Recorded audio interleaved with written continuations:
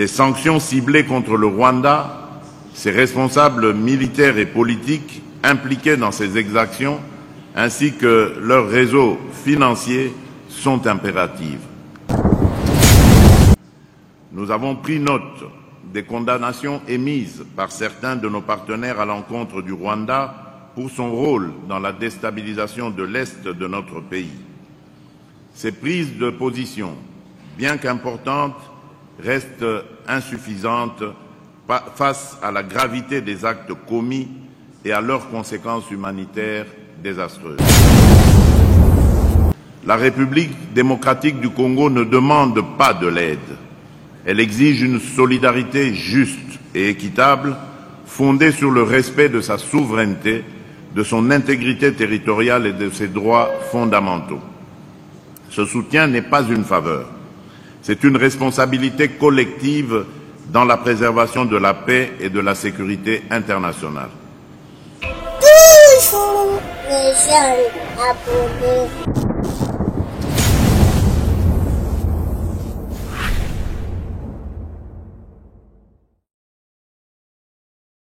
L'année 2024, bien que marquée par des défis considérables, a également été une année de progrès significatif pour la République démocratique du Congo. Ce fut une année où, face à l'adversité, nous avons choisi la résilience, l'action et la conviction. Aujourd'hui, je me tiens devant vous pour exposer nos priorités et réaffirmer avec fermeté nos attentes envers la communauté internationale face aux menaces persistantes qui pèsent sur notre nation et notre région. Excellences, Mesdames et Messieurs, 2024 avait débuté sous le signe de la confirmation de ma victoire et de celle de la coalition politique que j'ai conduite, l'Union sacrée de la nation, lors des élections générales de décembre 2023. Ce scrutin, libre et transparent, a permis au peuple congolais d'exprimer dans toute sa souveraineté sa confiance renouvelée en notre vision et notre projet de société. Cette confiance, je la considère comme un appel à ancrer durablement la justice, la paix et le développement au cœur de notre gouvernance. Fort de ce plébiscite populaire, j'ai eu l'honneur le 20 janvier 2024 de prêter serment pour un second mandat à la tête de notre nation. Ce moment, chargé de sens, témoignait de la vitalité démocratique de notre pays où la légitimité du pouvoir réside dans les urnes et où la séparation des pouvoirs entre les institutions garantit un équilibre indispensable à la gestion de la chose publique. En République démocratique du Congo, nous avons fait le choix irréversible de bannir la dictature et de construire une démocratie véritablement inclusive.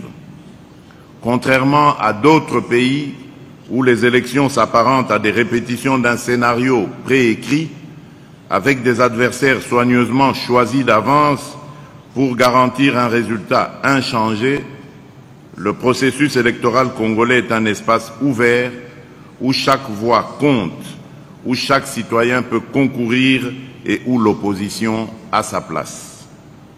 Ce modèle, certainement perfectible, représente aujourd'hui une source d'inspiration pour de nombreuses démocraties émergentes en Afrique et dans le monde. Les institutions issues de ce cycle électoral, toutes installées dans le strict respect de notre Constitution, sont désormais pleinement fonctionnelles et engagées dans la mise en œuvre de réformes destinées à renforcer la gouvernance, à promouvoir l'état de droit et à garantir la transparence dans la gestion de nos ressources publiques.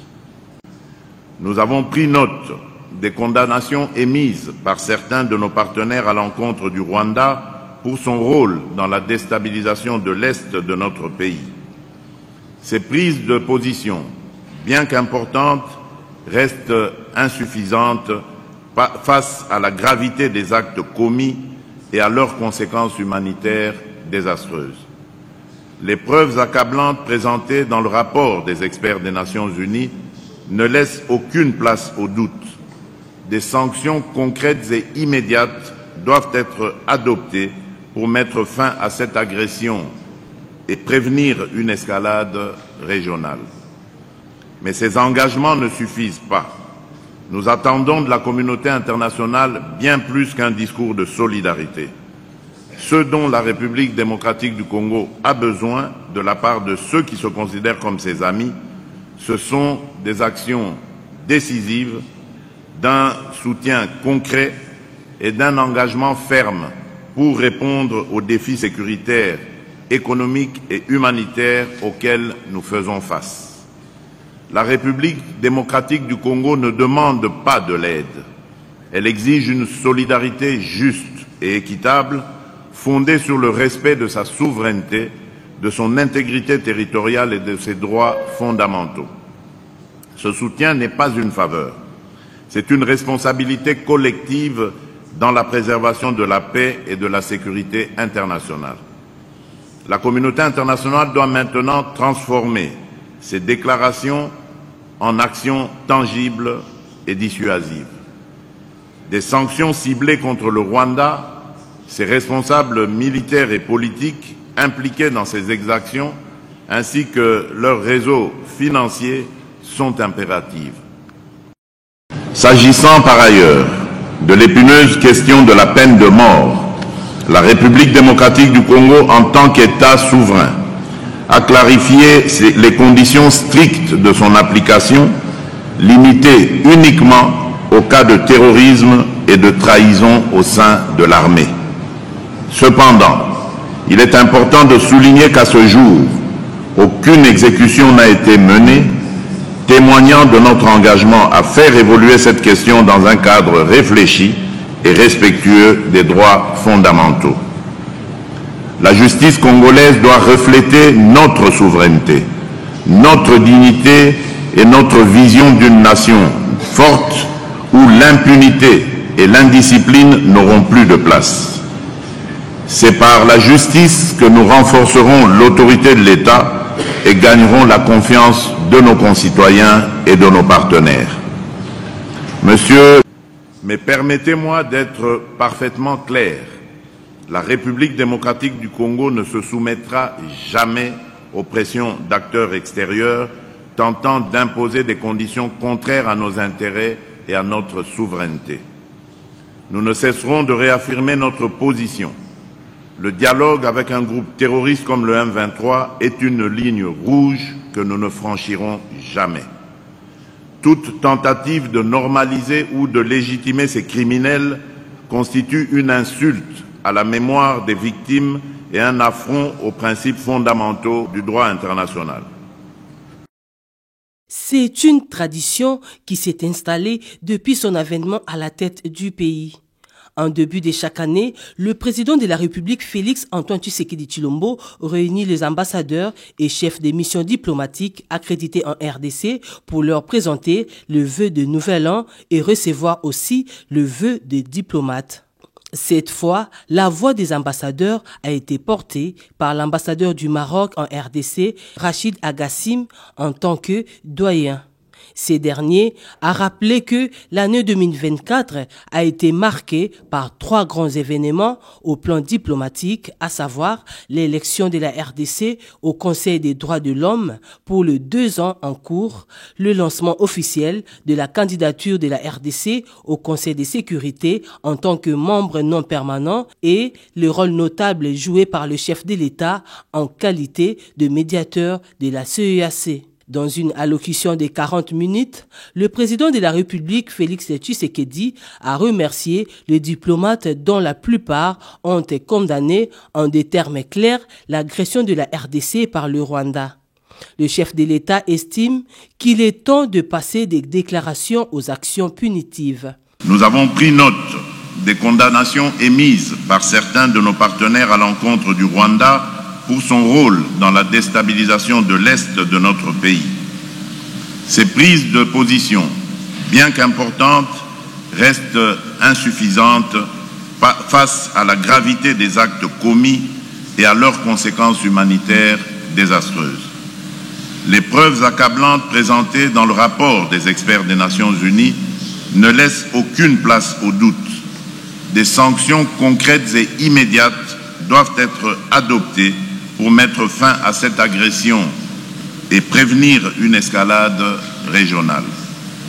Mais ces engagements ne suffisent pas. Nous attendons de la communauté internationale bien plus qu'un discours de solidarité. Ce dont la République démocratique du Congo a besoin de la part de ceux qui se considèrent comme ses amis, ce sont des actions décisives, d'un soutien concret et d'un engagement ferme pour répondre aux défis sécuritaires, économiques et humanitaires auxquels nous faisons face. La République démocratique du Congo ne demande pas de l'aide.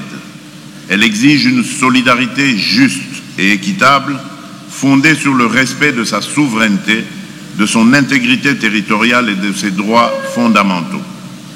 Ce soutien n'est pas une faveur.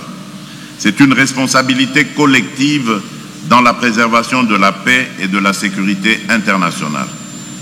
La communauté internationale doit maintenant transformer ces déclarations en actions tangibles et dissuasives. Des sanctions ciblées contre le Rwanda, ses responsables militaires et politiques impliqués dans ces exactions, ainsi que leurs réseaux financiers, sont impératives. Par ailleurs, le président de la République a été très clair à l'endroit de ceux qui espèrent encore à une rencontre avec le terroriste du M23. Mais permettez-moi d'être parfaitement clair. La République démocratique du Congo ne se soumettra jamais aux pressions d'acteurs extérieurs tentant d'imposer des conditions contraires à nos intérêts et à notre souveraineté. Nous ne cesserons de réaffirmer notre position. Le dialogue avec un groupe terroriste comme le M23 est une ligne rouge que nous ne franchirons jamais. Le chef de l'État a également clarifié la position officielle de la RDC sur la peine de mort. Elle est applicable aux terroristes et aux militaires qui trahissent le pays. Le président Tshisekedi a terminé son discours en exhortant chacun des diplomates d'être des ambassadeurs de la République démocratique du Congo auprès de leur gouvernement et institutions respectifs et de porter avec fierté le message d'un pays en plein dynamisme, ouvert au monde et déterminé à bâtir un avenir prospère.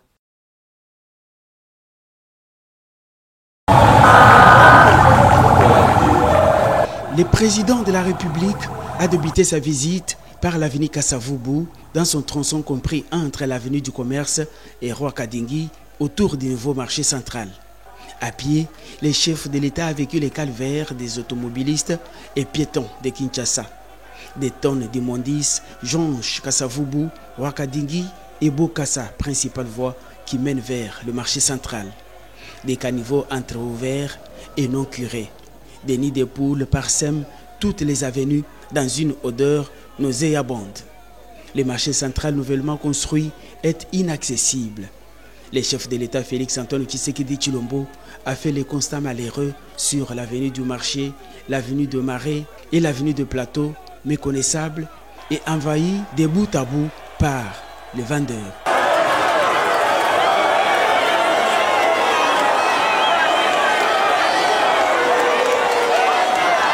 Il en est de même de toutes les autres voies secondaires d'accès au centre-ville et au marché central, notamment Kasavubu, Kabambare, Itaga, Croix-Rouge, Wangata et même Sendwe.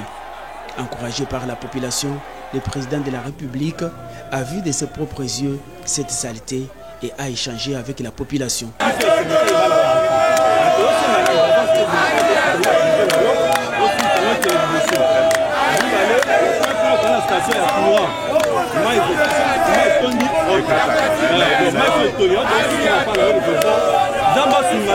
Au grand mot des grands remèdes s'impose. Le président Tshisekedi est déterminé à faire changer cette situation et redorer l'image de cette partie du centre-ville. Des gros moyens seront déployés pour ouvrir toutes ces avenues et démanteler les marchés pirates. Et une fois ces routes opérationnelles, le boulevard du 30 juin sera désengorgé et la circulation deviendra fluide. Parmi les solutions envisagées figurent aussi les redimensionnements des caniveaux et la réorganisation du réseau d'évacuation des eaux. Toutes les constructions sur les caniveaux seront détruites et ces quartiers doivent refléter l'image du centre-ville. La visite surprise du chef de l'État a été bien appréciée par la population qui a vivement ovationné et encouragé les chefs de l'État à prendre des mesures salvatrices pour le bien-être de tous. Présent dans cette tournée, le gouverneur de la ville de Kinshasa, Daniel Bumba, en a profité pour présenter au chef de l'État le projet d'infrastructure routière en cours de réalisation dans la capitale.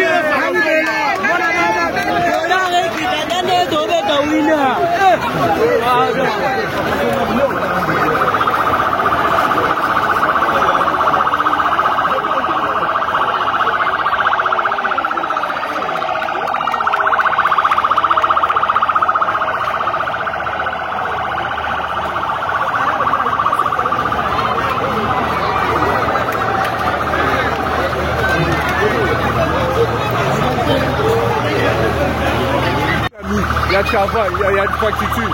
Malgré la malheureuse, il y a 5 ans de Matala. Bon, si on a mis chef de l'État, on va le ministre, chance, il y a ma confiance qui est sur le terrain. Vraiment, le Moussane,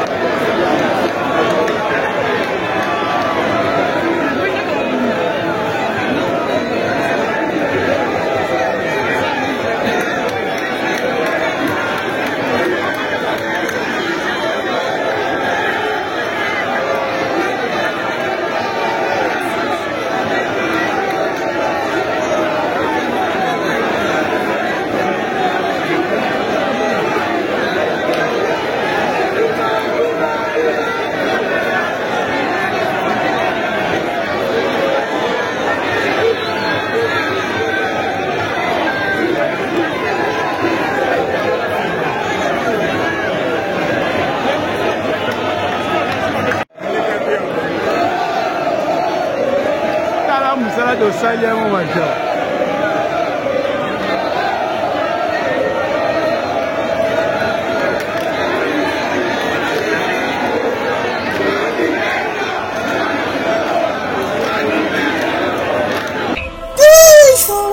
Les jeunes abonnés.